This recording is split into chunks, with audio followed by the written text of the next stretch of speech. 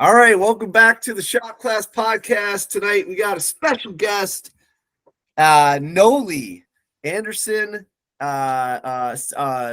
Say your last name. I'm so sorry. Hendren. Anderson-Hendren. I know right. it's long. It's Now she was recommended for this podcast by Matt.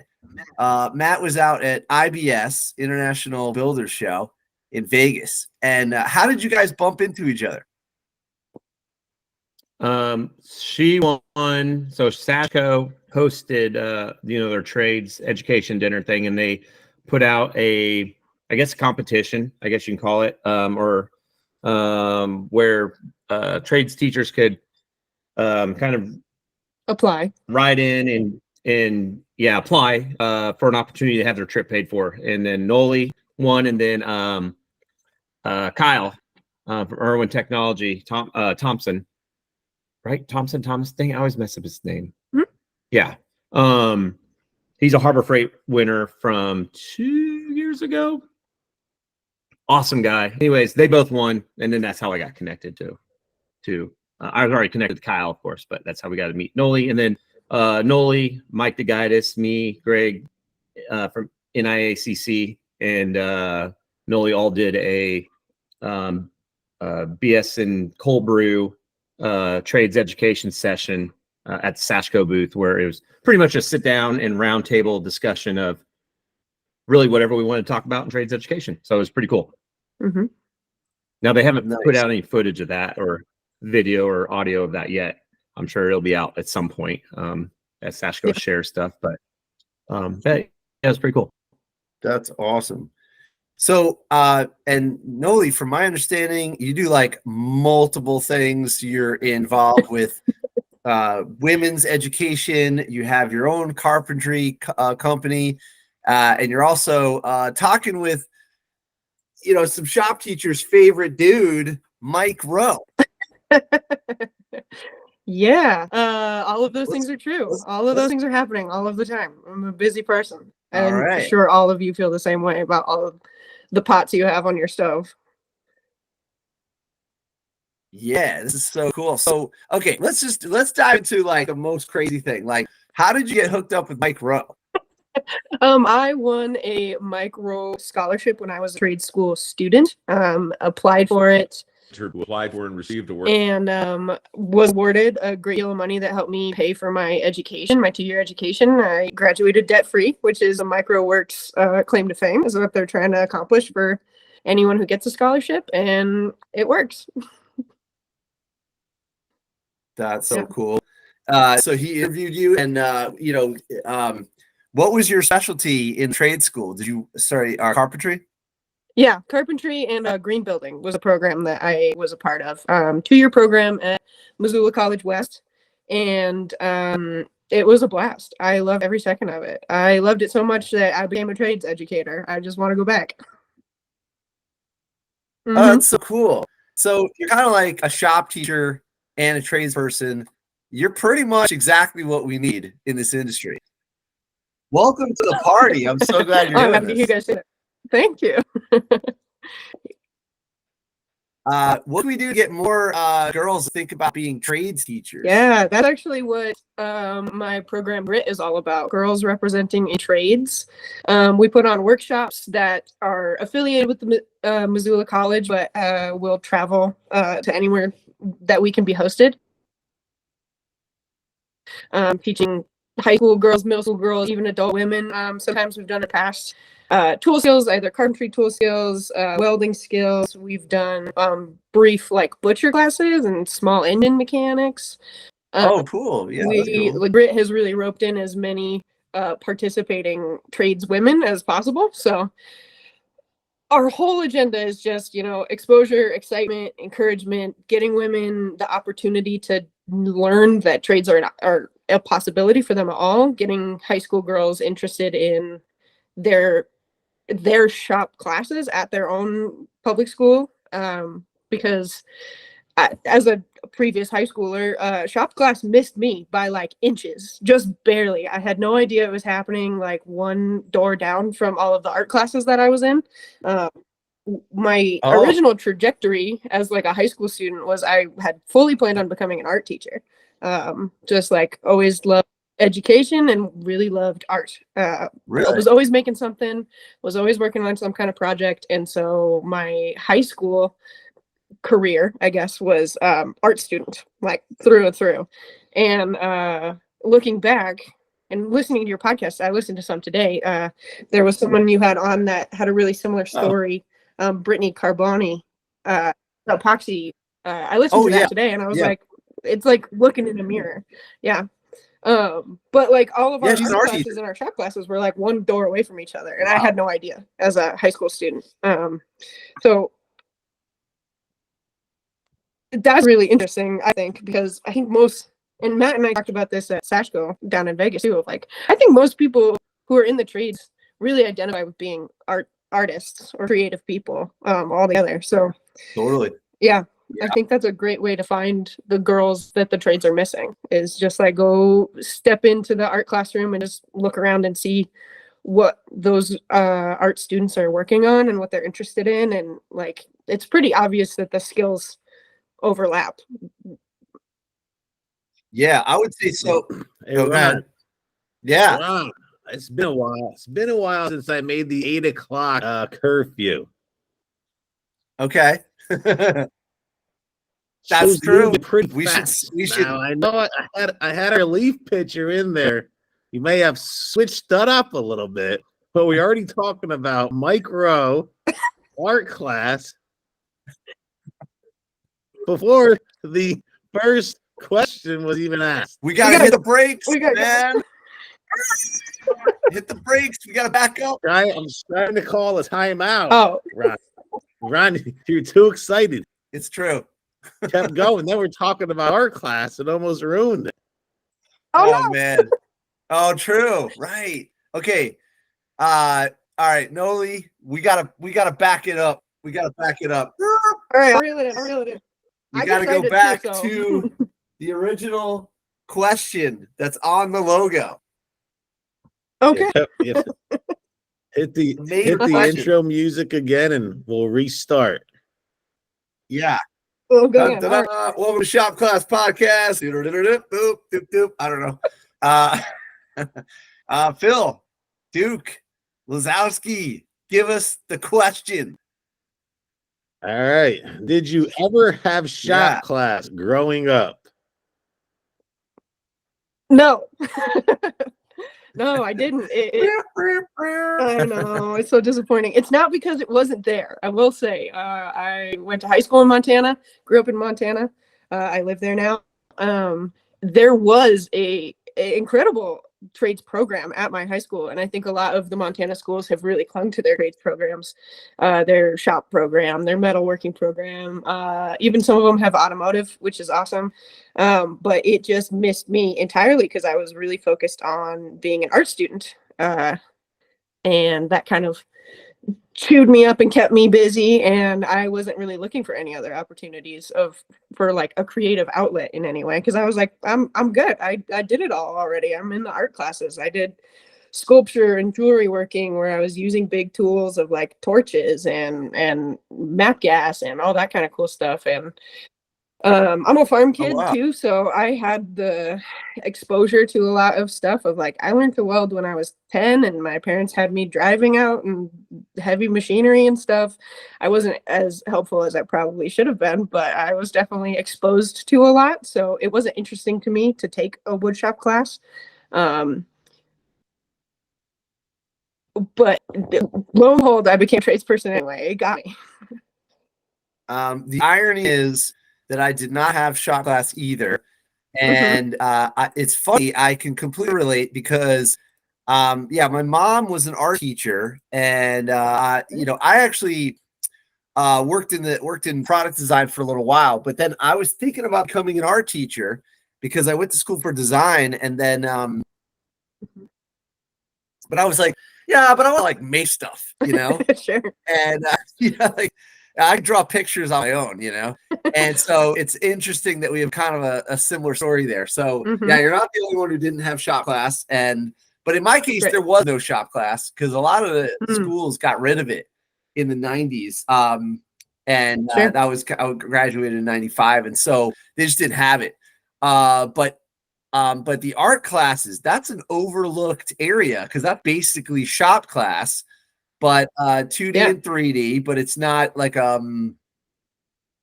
it's not a trade, although I guess it could be a trade. Yeah, if you're doing jewelry or I mean, there's restoration of art, there's commercial artists. Yeah, that's a trade. Yeah. Graphic design overlaps into 3D printing a lot and that kind of stuff. Definitely. I mean, to think back on my high school experience too, is we had a whole separate like auxiliary school that was called the Career Center. It wasn't the school that you went to all day long, but it was like a separate building across town. And that's where a lot of our tech ed classes were at. So if you wanted to participate in tech ed we also had like a design program out there, graphic design and photography. We had like a daycare. It was like all of the tech or like vocational classes that you could take as a high schooler was in a separate building on the other side of town. So if you had wanted to take those classes, you had to like leave entirely. You had to leave the high school and go somewhere else, which I did get to take some design classes out there and really loved that. The Career Center was so cool, but there was like this air of you go to the Career Center kind of like attitude around it from anyone who wasn't there, of like, oh, you're obviously a burnout, or like you're a loser and you don't know how to do school, so we're gonna bus you off to this other part of town, like hide you away. And turns out there was really cool stuff going on there. Like they had a whole automotive shop, they had a welding program, they were working with Habitat of Humanity building houses, which, like, looking back, I'm like, I would much rather have been doing that. I'd be so much further along in my career right now had I done that at 18 instead of all the gap year and the running around in the 4-year university stuff that I did instead. Yeah, no, all of us, everybody found their way, and we're here tonight, which is pretty cool. I would say everyone in the room is kind of arty, right? So like we kind of come up with cool ways of expressing ourselves, with making cool projects. I mean, Matt's basically like an architect and builder coordinator and educator. He's like, Matt, how would you consider yourself an artist? I mean, you're putting together beautiful houses. So So Nolee and we literally talked about this once when at Sashko, because when Nolee introduced herself, how she got into all this, and that was kind of the comment one of us made. I don't remember who it was, but that aren't we all kind of a artist in some way, because whether it's beautiful art or not, art, beauty's in the eye of the beholder, right? Anything's art. But we take stuff, we put it together. We have to be creative. We have to, where's the limitation of what an artist is, right? I mean, we create, is that not an artist? So, like in a traditional sense, I may not always call myself that, for sure, especially when I look at the stuff my oldest stepdaughter Grace does down in Savannah at SCAD, which I'll try to pull up a picture of her sculpture. This is freaking insane. But yeah, we that's create, very cool. right? I really want to go to SCAD when I was looking to be an art student. That's awesome. That is, it's the Harvard of art, right? It's a big deal. Like, not that you have to be super smart, but you have to be. You have to hone your craft. That's for sure. Yeah, it's a high talent pool there. So that was a very awesome achievement she did. So we're very proud of her. But I mean, I would say we're all artists in some form or way, however you want to look at it. Like we create, design. We have to come up with ideas. We have to take materials. Like I remember one of my attorney brothers in college is like, it impresses me that you know how to take a stack of boards and turn it into a house. I was like, oh, yeah. I mean, it's kind of funny to look at. Everything for a house shows up as a pile, neatly stacked. And then all of a sudden you have this structure, I'm amazed by it. We just put together like our off-grid trailer, and I'm just like, our shop teacher, Joe Herr, he's like amazing, and all of a sudden it's like beautifully put together, and he can work really nicely with the kids, and they're working with him. They're running the table saw and they're making cuts, and he coordinates it, brings it over, puts it up, and now we have, like a wall of stuff being put together. Like they go from this, just running the saw, got the kid helping them. Next thing you know, we actually have like a place where this is where they're going to place their order. They're going to get their food coming out of here. We're going to put electricity inside. Like, I don't know. Yeah, I think this is art to me, it's pretty amazing. So pretty cool stuff going on. What about Zavaki? I mean, geez, is that like the most underrated artist right there? He's kind of like Tim. Look at Tim's amazing stuff as a shop teacher, like teaching these kids how to make the bowls. Tim, do you think you're creative with these arts? Do you feel like you're an artist? A lot of times the kids find things online and then we tweak them. So it's one of those where technically, they're like the student with this bowl that this kid made here, he had a picture of something and then we just modified the picture and went with what we could do. And I think the art is in how you assemble it and the art in how you modify that design and then go into what, the artifact or the prototype that you create. So yeah, I think a lot of times, like, I don't really come up with a lot of stuff myself, but I take somebody else's idea and then work on it and transfer that into a product. It's like yeah, go ahead.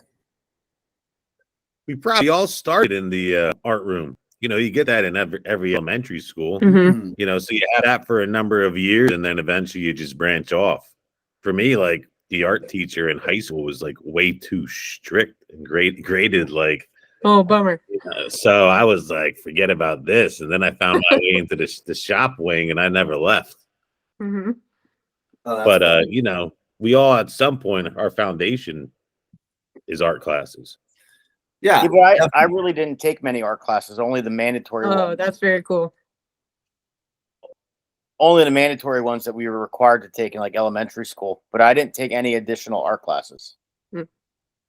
This is like awesome. Look at these turnings. So cool. Well, and then think about all the stuff we did in art class, and now they do it like Maker's Camp, like the press.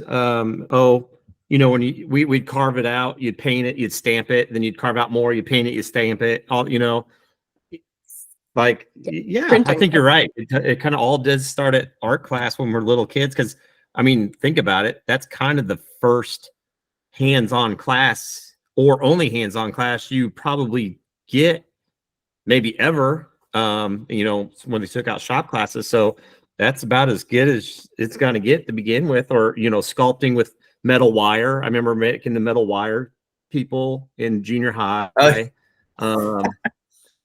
What else? Yeah, Well, but even shooting just in- like scissors, tool safety, like basic tools, but X-Acto knives, we were working, like knives. And then a part of my degree was interior design, pre-architecture, and I mean, man, our art classes, is drawing art. I think that's the thing. A lot of people think is art is drawing, but I draw a lot on the computer, like house or, design and stuff. So yeah, maybe it's not, like I said, maybe like Tim was saying, maybe it's not the original idea, but is there any original ideas? Everything's inspired by something now, right? Yeah. Why aren't there art classes part of shop class department? How come they're separate? Seems like I think it's a lot of just like an attitude problem, right? Like the artists want to be taken seriously in their craft, and it's kind of getting less and less funding, a lot like the shop classes. And then there's still that attitude of like, oh, the shop classes are lesser than the blue collar workers, or they're dirty, they're tired. It's still not a sophisticated thing, so people aren't putting them together the way I think they deserve to be. yeah. even like so look, I taught it. Yeah, well, and I think little if you would.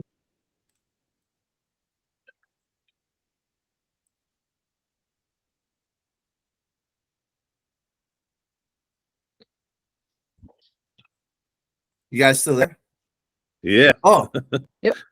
Something happened with the internet connection. Yeah, I don't know. I heard Bloomquist and then silence. Okay. Away. No, but So I think Matt, keep going. Where were you? Oh, Matt's frozen. well, I was gonna say. Can you guys hear me yet? That's okay. Yeah, there was an internet problem.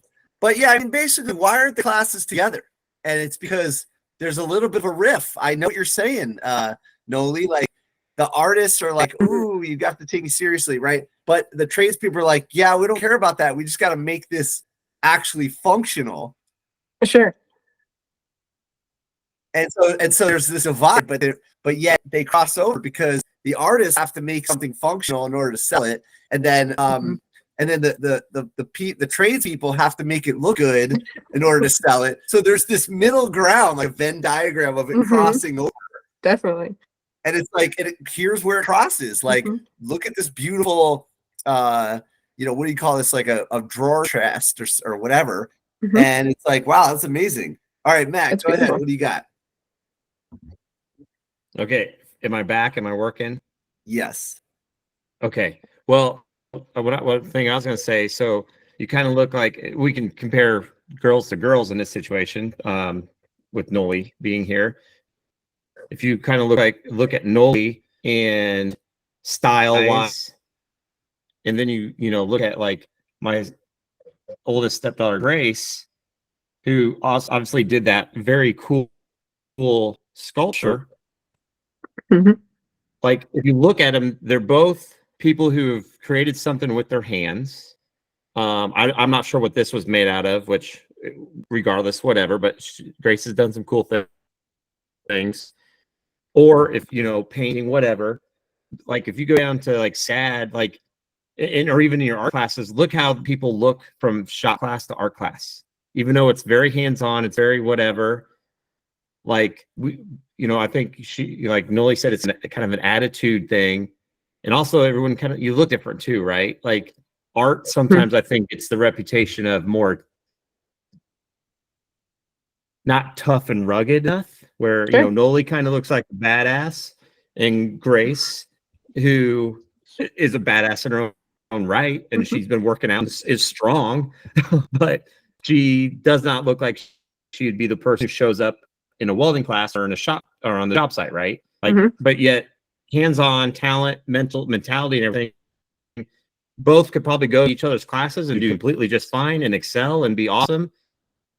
But like I said, we look different, right? I mean, and unfortunately, sometimes because you look different, you are different, even though that's not necessarily true. Like there's some common ground somewhere, even though we all look different. But it's just like whenever we go down to SCAD, like, me and my wife, we're going to fall in when we were in high school in the jock section, right? We were athletes. We looked a specific way, even though I took shop class when we last had it in junior high, but I didn't do building trades. But I was a builder. I worked on farms, like I've always been blue collar. But when we go to SCAD, we are not the normal. Right. And then for us, when you go to SCAD, those people like Grace, she had a hard time, and she's going to kill me if she sees this. Love you, Grace, if you happen to watch this. But and she'll probably be one to admit too, but she didn't always feel like she fitted in when you're in rural Illinois and you're very artistic, different thinking personality, like as your creativity, like she dresses different. She doesn't really act any different. She just dresses different. She, maybe thinks, certain shows or movies are more cool than other kids or whatever, vice versa. But I think that's where I think Nolee's right on the, why is it? Because our art department is not our department, but we do 3D modeling. We do all this stuff. We do robotics. Like, how could it not be, artistic and stuff? And, on an artistic side, how's it not creative and hands-on stuff? So, but if you would ask anybody our art people and tradespeople the same, especially in a high school setting, I think you're going to get a hard no. Yeah. Well, and that doesn't kind of go away even once you get into the trades field, or if you like go through a university and then get out into the workforce. I'm noticing more and more in this like modern era of like we're still fighting between all women are becoming DIYers. They're not becoming tradespeople. And why is that? Why are they going towards craft and maker as titles instead of tradesperson, carpenter? You know, I know quite a few DIY influencers who will never call themselves carpenters, despite the fact that they renovated their entire bathroom by themselves. You know, like that attitude doesn't go away unless we start boiling it down a lot earlier and a lot closer to middle school and high school years for these students to be like, you know what, you can be an artist and a craftsman and a maker all at the same time under the title carpenter, under the title tile installer. You know, it doesn't get easier once they leave high school, right? Yeah. Well, I think DeResta, which we've had him on the show, Nick's neighbor, you guys all know and been to Makers Camp. I mean, is Jimmy? You would almost say Jimmy was an artist first, but the dude what can he not do? Like, I mean, he can take every title there is in the trades. Like, I mean, he does everything. You know, maybe he's not a master at certain things he'd admit to, but I mean, what can he not do that all of our classes teach and stuff? Like he's done it all. But I mean, I think he went to art school, right? Didn't he? Isn't that where he went to? And then he also has done film and stuff. What was it? Graphics? I think graphics or actually Tim probably knows, or Nick probably knows. Graphics and then toy design and He went to the School of Visual Art, SVA, in New York. Yeah, there you go. There's all the evidence you need. It's like Mr. Maker and represents everyone, the trades and the artists. He's bridging the gap. That's probably why he's so popular, pretty incredible. Also, restoration of antiques into history, community organizer. Geez, teardrop trailer builder. Yeah, pretty incredible. I mean, dude does it all, man. Like, and I think he's kind of the ideal person you have to almost take and be like, all right, these classes, when you come out of this, you should be like a Jimmy DeResta. Maybe you're not a master of anything, maybe, but you are capable of anything. I mean, I think at this point in my career, I could name more tradespeople I have worked with and worked for that went to art school or had an art background than just a straight blue collar worker. And that might be a little bit because I'm drawn to those spaces as a person who like had such an artistic background. But I mean, it just goes hand in hand. There's no separating the two. Yeah, I agree.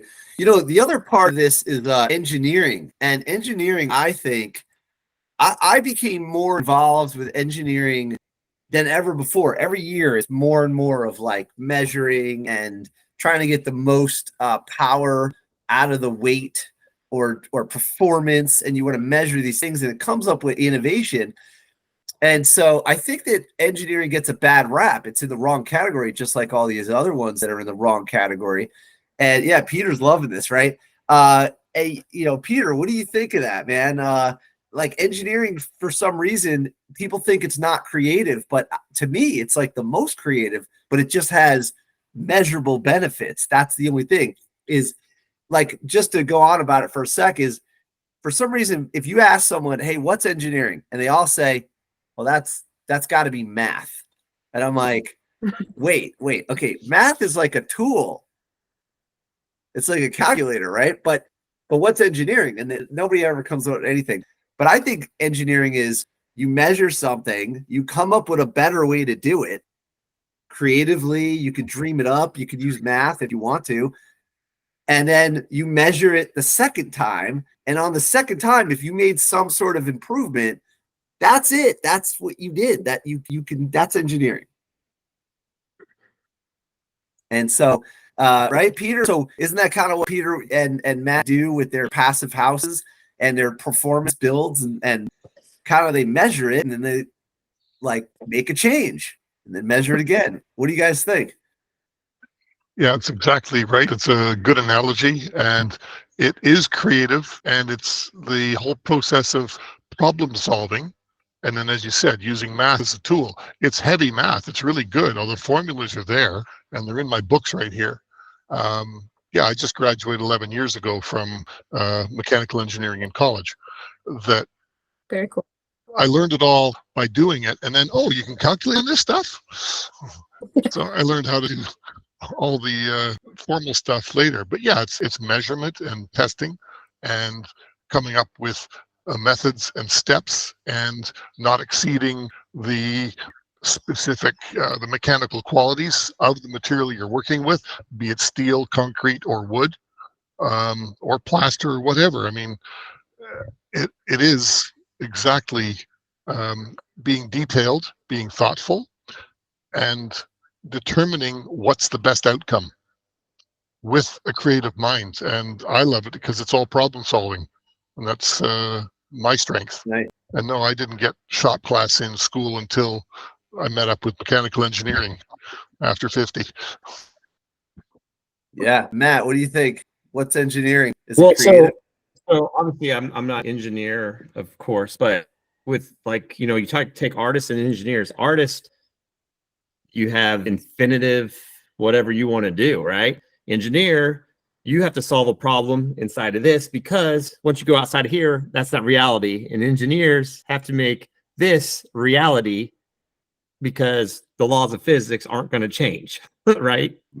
So which then, obviously goes back to testing the threshold of, can this box now grow a little bit bigger? But it still has to be, Peter's got to come up with the solutions inside something that has consequences, where an artist can be like, it's the, who's the artist that draws those stairs that look like they go on forever, but not really. MC Escher, yeah. Yeah, right.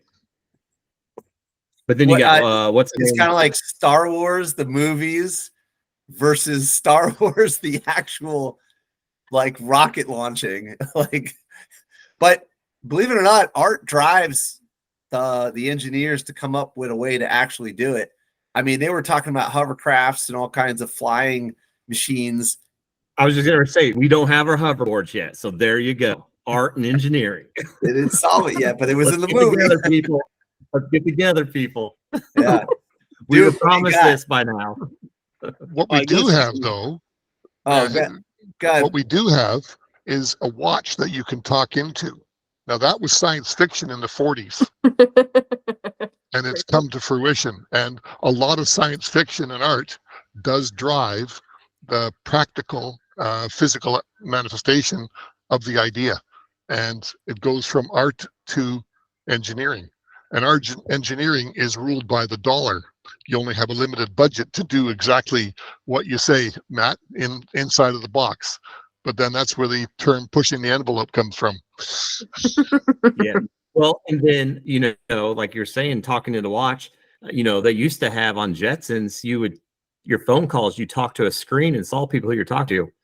Crazy. When is that coming around? dude, that's some crazy stuff. All right, this is cool. Yeah, we're tripping out on this stuff. This is cool. All right, yeah. So I think engineering and art, and then the trades, that should all be in the same department. I'm going to work on that. That would be amazing. That would be innovation. Oh, Duke, what were you going to add to this? Sorry. So, like, you have your artistic engineers where the design looks good but may not function correctly. And then you have your technical engineers where the design may be structurally sound but not always look good, aesthetically pleasing. And you can do a combination of the both, then you have something. Here's some sci-fi movies that came true. What about Kit talking to his phone? To the car. Mm-hmm. Yeah. And now Tesla, you could summon that car. What else is there? Oh, all these sci-fi movies. Sci-fi is so cool. It totally predicts the future. Pretty wild. I was just trying to look for something where it listed all the things that came true. I don't know. I don't know. I'm still waiting for the Transformers. Oh, dude, a transformer. like- Yeah. Imagine your car was like a robot and you could like have it do We're stuff. so far away from that. I It's so think that's difficult. closer than hoverboards happening. Oh man. All right. So getting back onto our guest tonight topic. Geez, guys, we're getting no, it's my fault. I like Squirrel. It's squirrel. Hey, I'm on board. I'm a Star Trek fan. Let's do it. Oh, there you go. There you go. It was like Beyond the Final Frontier, Part 2. Part 2. Beyond the Final Frontier, right? So Nolee, tell us about your current endeavors. Okay, so like, your tell us about, you have a Joist Studio. We heard about the women's trade program, which is pretty cool. And so actually, let's go on that for a minute. So it's hosted at a college, is that right? Yeah, so GRIT, Girls Representing in Trades, is the acronym.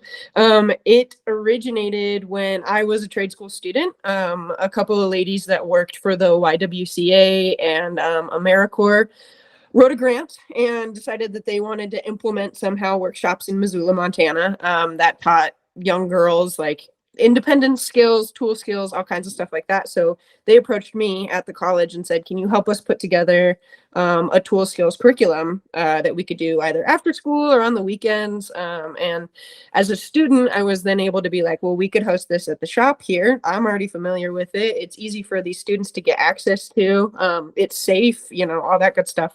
So I helped to kind of found GRIT that was 2017.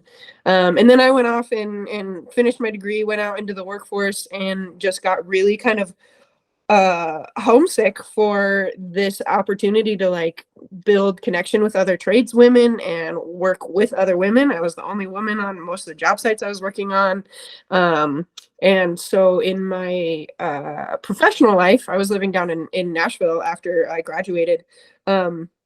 I started saying to myself, I was like, I miss GRIT so much. I am just going to start doing these workshops on my own. And so met a couple of local people who had a shop that let me host my workshops there, and got like a little bit momentum doing that.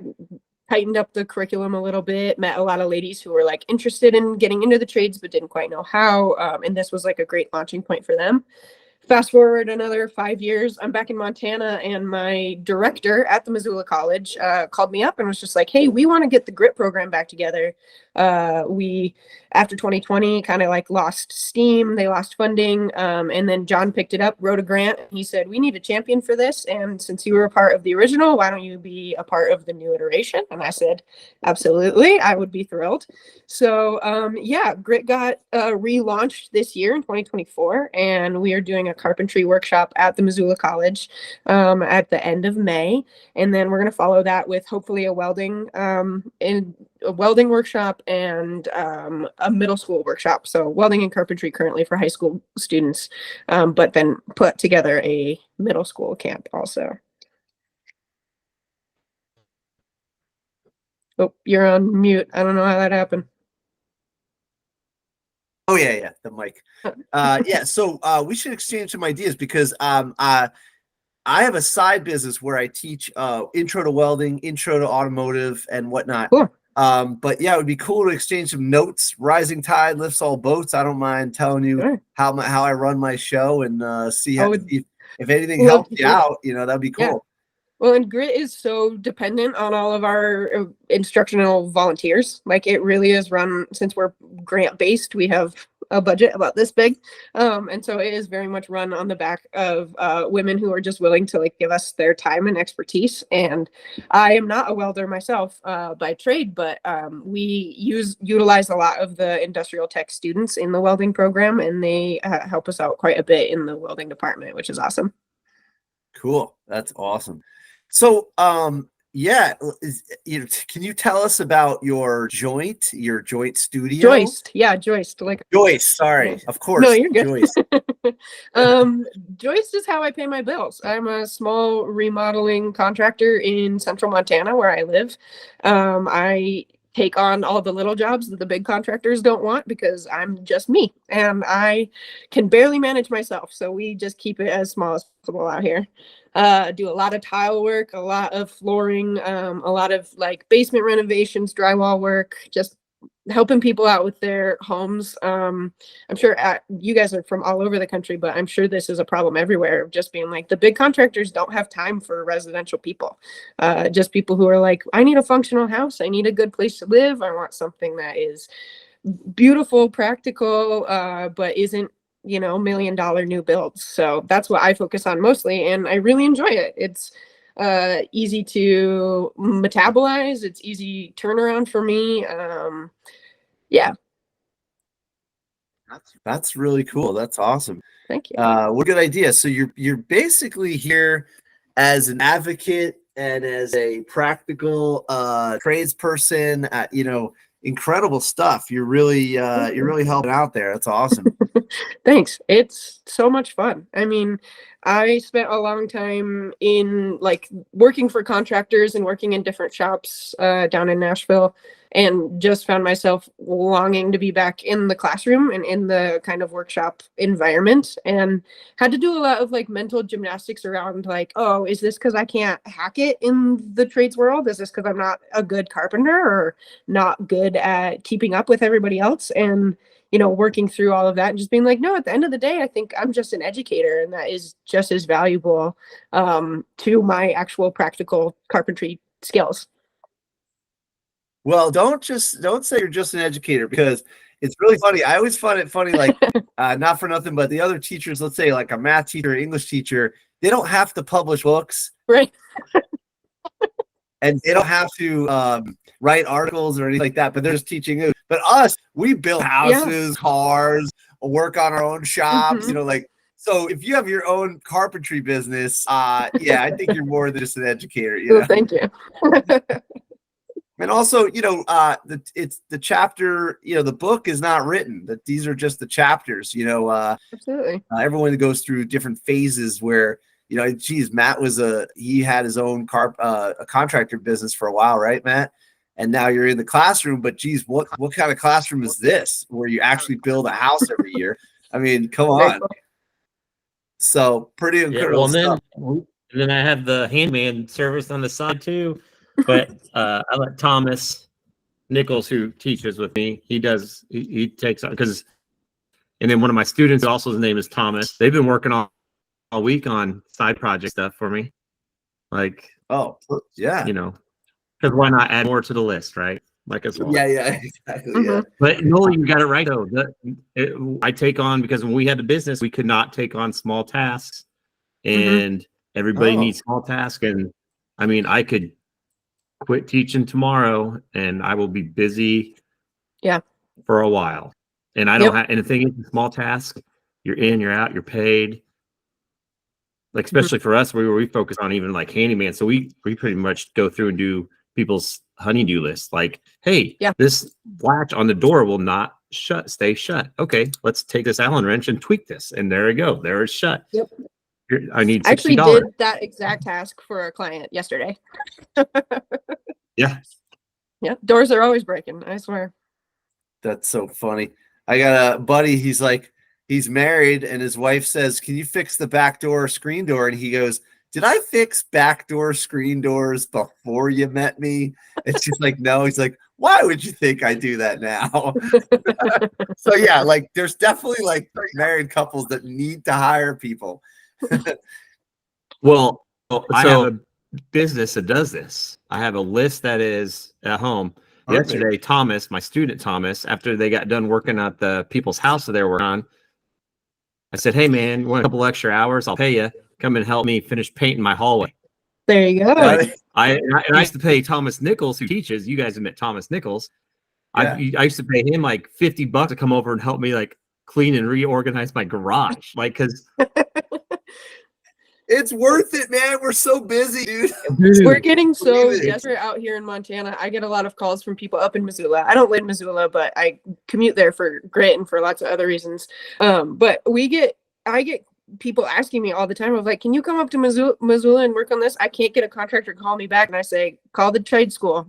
They have 15 people who are just about qualified to do that, and they'll have an instructor with them, and they will come out and they will do it for the cost of materials. And people are like, I never thought to think like that's a great idea. It's not quite child labor because they're adults in trade school, but it's like really close. So people always call me, they're like, hey, do you have students that can do stuff? I said, no, but I got a side business that can do that. There you go. There you go. And then I Gotta send one of hustle. my students to go do it. But I pay him like $20 an hour. Oh, there you go. Awesome. Does anybody else here have a side business while being an educator? Is Nick, I'm sure you got like a ton of stuff going on. Oh my God. No, once we had kids, I Chicken stopped doing depucker. side business stuff, and I've just been doing, honey-do list stuff. So Okay. But then you're also like at maker camp every single year, and volunteer fireman, and also you light and sound at school. light and sound for all the plays. I mean, geez, what don't you do? That's crazy. And Duke, you're also you've been the main bartender at this one like a classic bar forever, right? That's it. That's Yeah. so fun. How Slinging many years have you been drinks. doing that? 27, same as teaching. Wow, that is amazing, dude. Is Same there client- a guy? Is there a same norm clientele. there? Do you have like regulars? Yeah. At least our kids graduate. Some of these regulars, they never graduate. The regular bartenders that work there as their full-time job, I say that to them all the time. Summertime comes around, I'm like, man, I said, I just got rid of a batch of kids. They graduated. Sometimes I'll see them, sometimes I won't, but so-and-so never graduates. He'll be here tomorrow. He'll be here in the summer. You'll hear the same stories. Oh man. And Peter, what's the deal? What are you working on lately, Peter? I do small projects, and I get like neighborhood help. I'll install or redesign a washroom, take it apart, put it back together, and tiling and studs and brickwork and what else? Washroom, toilets, and just tile, flooring, install. Repair general small, like you're saying, the handyman stuff. It's really good. Yeah, go for it, Matt. I'm going to say we were probably all kids growing up that as soon as we weren't doing something, we'd complain to our parents that we were bored. Oh yeah. I was like, what is going on here? Yeah. Yeah, Trades people and, like variety, right? like as soon as we, and then you know what? At least for me, my mom was all right. Well, you can go clean your room if you're bored. No, not what I want to do, Mom. Not fun. Yeah. I was always taking apart the neighbors would like throw out like a lawnmower or something like that, and I'd take it apart. And I just remember finally opening up the head of one of these things and just be like, what is this? Like, I have no idea what I'm looking at. It was crazy. Like, so if there's parents out there, man, it doesn't matter. Just give them something. They'll take it apart. And even if they don't put it back together. Oh, my parents gave me like free reign of the garage. If I was not found in the house, I was in the garage taking something apart or spray paint something, getting into all sorts of messes. Yep. Mm-hmm. Yeah.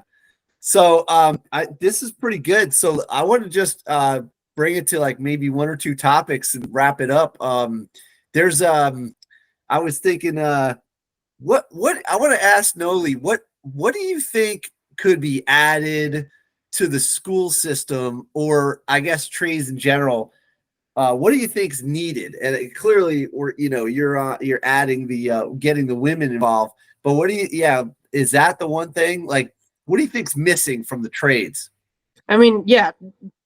Or 11 times out of 10, I'm going to say women. Women are missing from the trades. We're not given the same invitation, the same opportunities. And it's not because we don't want them. They're just, we don't know how to find you guys. You guys have to come find us at this point. It's really getting to that kind of dire circumstance when we're talking a lot about the trades gap and like, who's going to fill all these jobs? I'm like, well, I know 15 women who would love to learn how to tile a bathroom or roof or drywall or any of those kinds of tasks. And they're ready, they're willing, they're ambitious. They just don't know how to find you guys because, little boys are born with pajamas that have hammers and wrenches on them. And littles are not. I had like cars on my blanket. Yeah. I remember babysitting, and I think about this all the time. I remember being a babysitter as like a young teen girl. And this 3-year-old boy I was watching was like telling me exactly what each of his heavy equipment operator toys was. And like, well, no, that's not an excavator. That's a dump truck. And he was like correcting me as we were like playing pretend. And I think back on that all the time. And I'm like, I went to trade school still not knowing some of that stuff as an adult person. It's just not ingrained in women's lives the same way. And the people who are in control of that are us sitting in this podcast right now. So what can we all do about that? Let's say, you got 3 high school shop teachers on the call right now, including me. You got a middle school shop teacher, and you have a trades advocate engineer on the call. What can we do? What should we add? I would, if I were in your classrooms or in your administrative bubble, I would kind of set a personal quota for women in my classes. Go approach girls mid-semester in the art classroom and say, hey, if you guys really like, silversmithing, soldering, why don't you come take my welding automotive class? If you guys are really into sculpture, ceramics, that kind of stuff, why don't you take the woodshop class? And really make a personal goal to be like, I would like to fill 5 of my seats in my 20-person class this semester, and see if you can beat that every year. Yeah. Yeah, I think that's a good idea. I think you're right. Maybe approaching the art classes. That's a great idea. Mm-hmm. And I mean, there's like a million different facets in, I think, teenage girls' lives that are like immediate connection to trades work. High school girls can contour their makeup like you would not believe, and throw that girl in a spray booth, see what she can do. Like, that is a direct correlation. She can probably finish drywall better than the guys that are out there doing it for cash. There's just like all of these little things. If you start asking your daughters about like, how did they spend their weekend? If they say they went and got a spray tan, I'm like, all right, well, she saw somebody put together a air hose and that whole thing is the same as a cabinet spray booth. It really is. There's all kinds of little overlapping qualities there that they already have the skills, right? You just need to reorient it. This is a great point. Go ahead, Matt. What do you got? Well, Nolee hit with the drywall finishing. Paisley, she was in my class last year.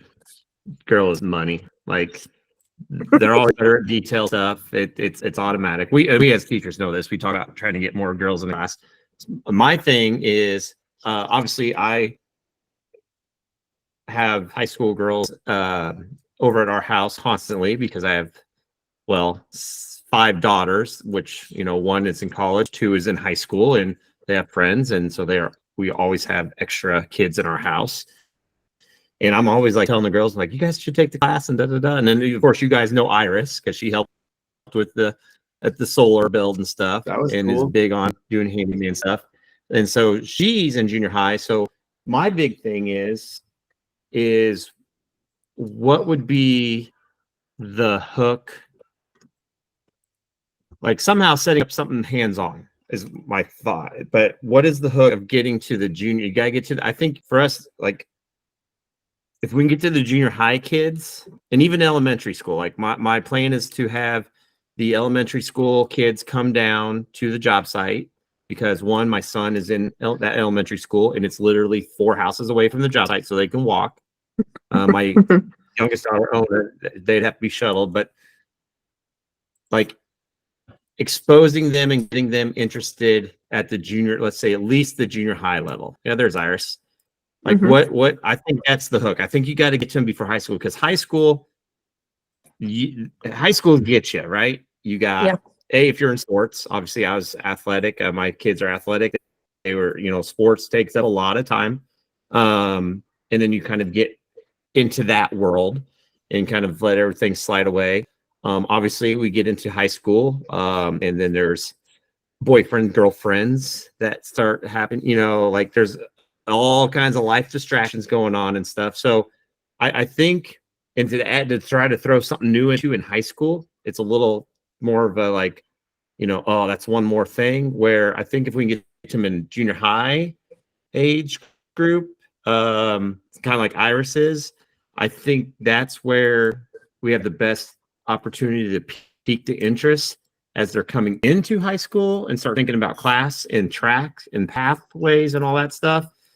So I guess if we're trying to go after the junior high world, so what we got, we'll call those the fresh new teenage age years, 12 through 14. What's the hook?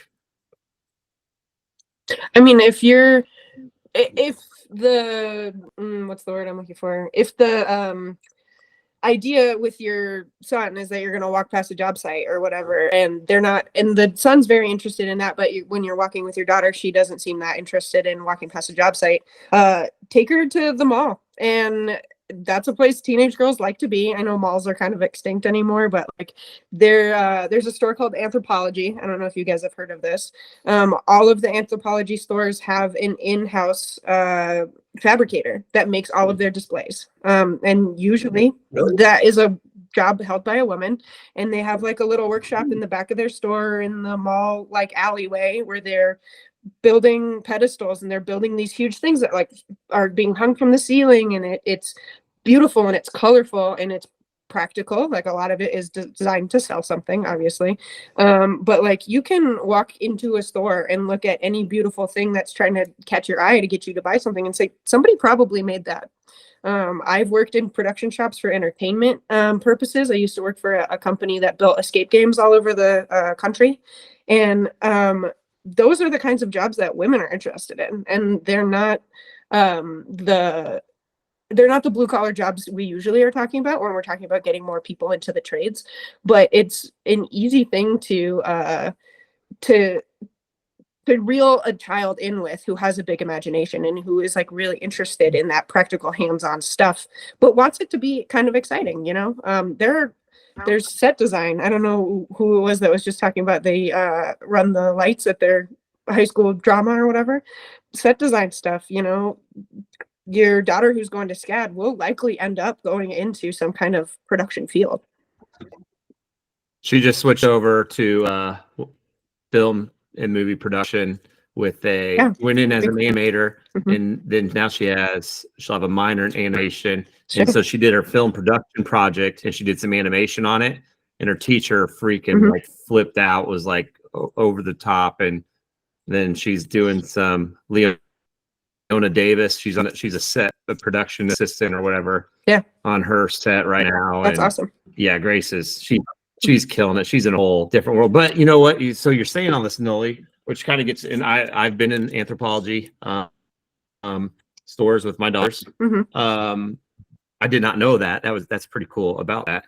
And I mean, it's a coveted position amongst the like DIY community. They don't, unfortunately, working for a store like Anthropology, you're not making trades money, but like to be able to go somewhere and get to use your creative skills and then put it on display is very coveted. And it's something that I would have loved to do. If you would have gotten me reeled into the trade so early as a teenager, if you were like, did you? And I live somewhere rural, so we'd never heard of Anthropology, but like, look at this, Yeah. Well, and we circle right back around art and trades. That's where the girls are at. Yep, you'll never get me to stop talking about it. She called it, man. Like, it's awesome. Heck, even Grace messaged me or called me one day, all proud because her and her, I don't know, one of her friends built a bench together.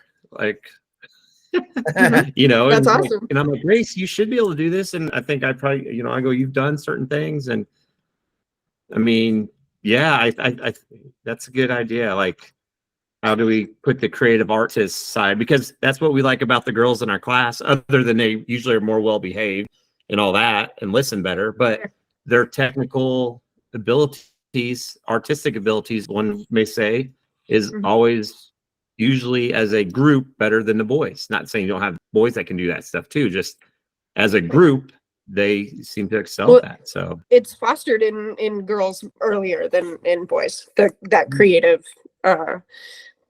proclivity, I guess. And even when I was a very early art school student, I mean, I had enrolled in kind of a 4-year track of arts and education. My goal was to be an art teacher.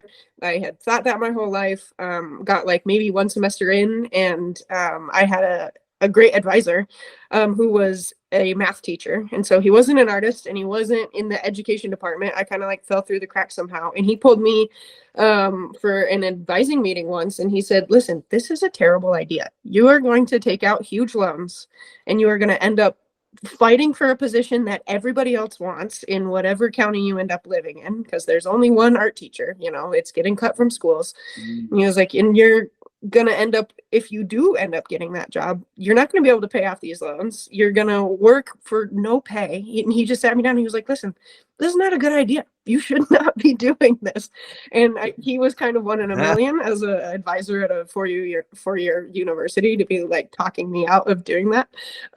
But after I had that conversation with him, I was like, all right, well, what am I gonna do? And I looked at transferring to the trade school, and I was like, all right, and looked at the class roster, and like bar for bar, it looked like an arts degree. It was, you know, we had practical skills that we were learning. We had hands-on training. We had like outdoors, class outdoors, all these different things. I was like, that sounds way better anyway. Perfect. Got a scholarship, made it happen, and it has been the best decision ever. Wow, this is awesome. Well, let's wrap up the recording because that was pretty good. You know, this is like a lot we covered. I feel like we went the whole thing as far as like we went full circle, starting with the artist. And I think that's the theme for tonight is to rope in and take in the art students and get them early, you know, show them that they do have the skills and would just transfer it over.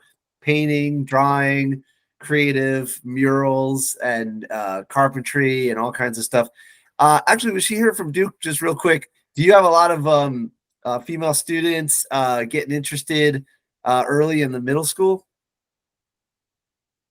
Yeah, 6th graders, they love it. You know, using tools, machines, and dexterity wise, they're better than the boys. You know? Yeah. So, and you know, concentrating, paying attention. You never have problems with girls in class.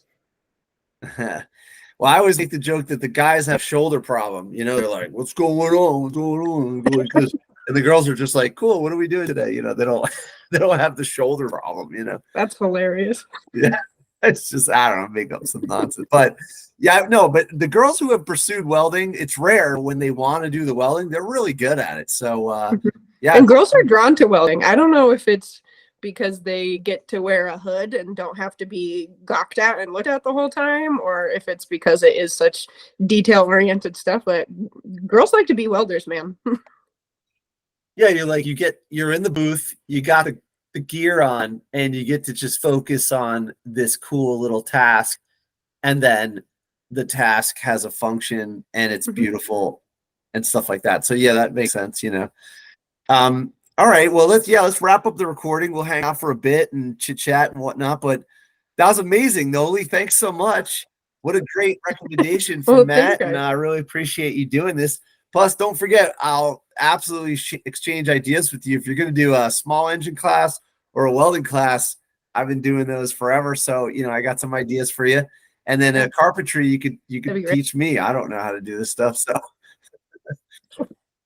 All right, Nolee. Thanks a lot. Thanks so much, guys. Appreciate you.